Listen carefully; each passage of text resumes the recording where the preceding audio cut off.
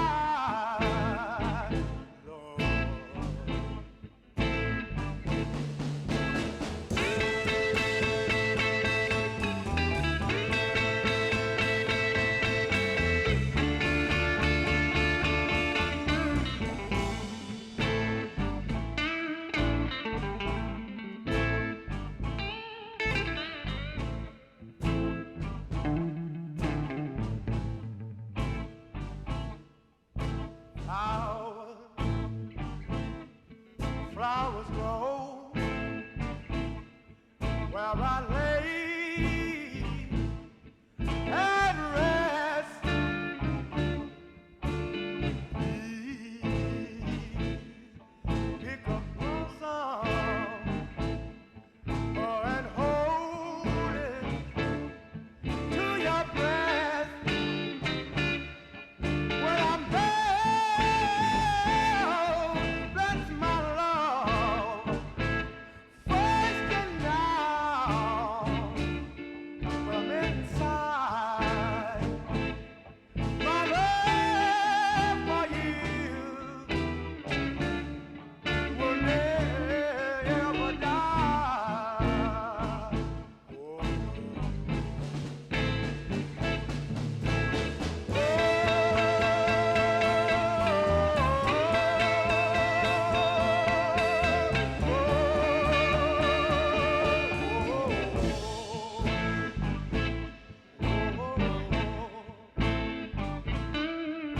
Never die. I said my love, it will never die. Do you hear me, baby? I said it will never die.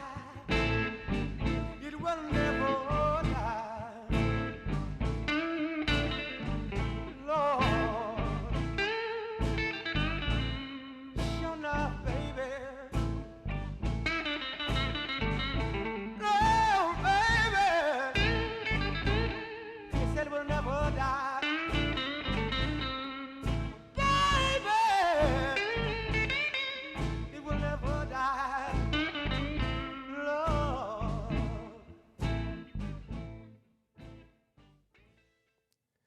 Ladies and gentlemen, the late great Magic Sam, as John Belushi so appropriately put it in the Briefcase Full of Blues album.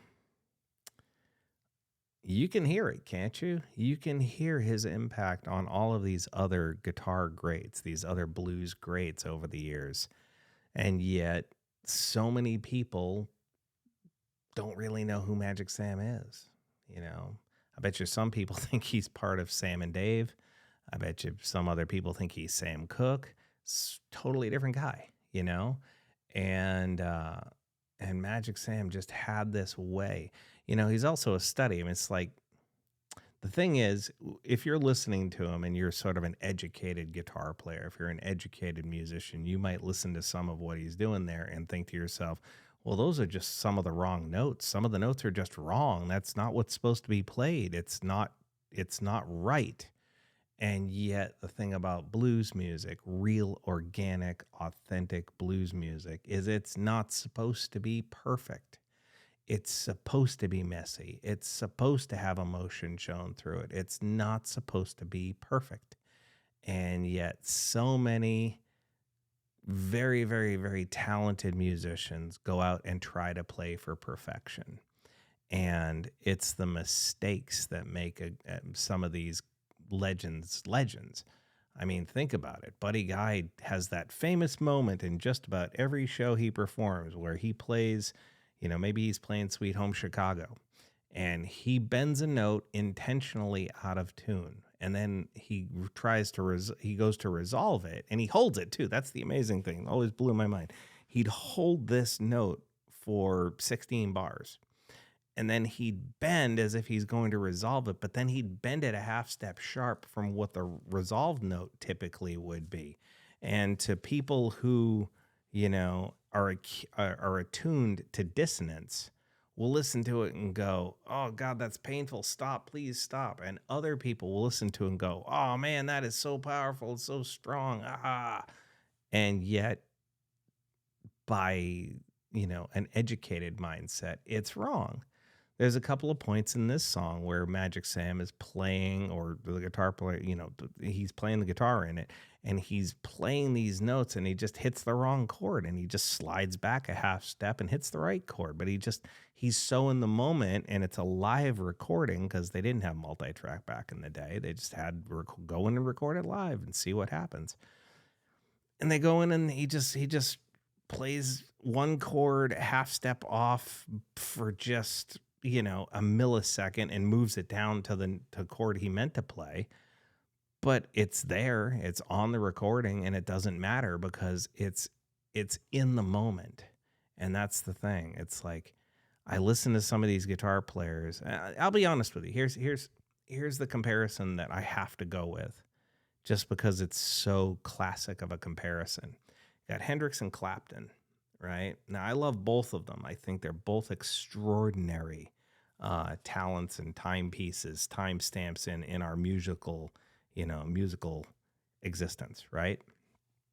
But there's always the argument. Do you like Hendrix better? Do you like Stevie Ray Vaughan? I'm sorry, Hendrix better? Do you like Eric Clapton better? And I always lean towards the Hendrix side of things, not because Clapton's not a great guitar player, but Hendrix is more in the moment, and Clapton is a little bit more studied and educated. I could do the same comparison to somebody like, you know, Eddie Van Halen versus Randy Rhoads. I love Randy Rhoads. I think he's a phenomenal guitar player, an incredible musician. But Eddie's amazingness, if you will, isn't that he is this mind-blowing technical phenom, right? He is, or was, but it didn't all line up. It wasn't all perfect. There were points in there where you just like, if you were a typical guitar player, you'd listen to it and go, well, that note's out, but what the hell's he doing? I don't even understand what he's doing. I mean, how did he get that harmonic? How did that happen? So on and so forth. And Randy Rhoads, a phenomenal guitar player in his own right, but he studied classical music. He studied the instrument. He famously would take guitar lessons when he would be on tour and land in a new town, if he had time before the show, he'd try to find a guitar teacher to give him a guitar lesson. So he was studying and Eddie was vibing. And it's very much the difference between, Hendrix and Clapton is the same sort of difference between Rhodes and Van Halen. And again, I think that's the essence of the heart of the instrument presenting itself within the song. Again, it's not belittling these other guitar players, Clapton and Rhodes, you know, but there's that improvisational side of things that makes that is really the thing that connects with the heart.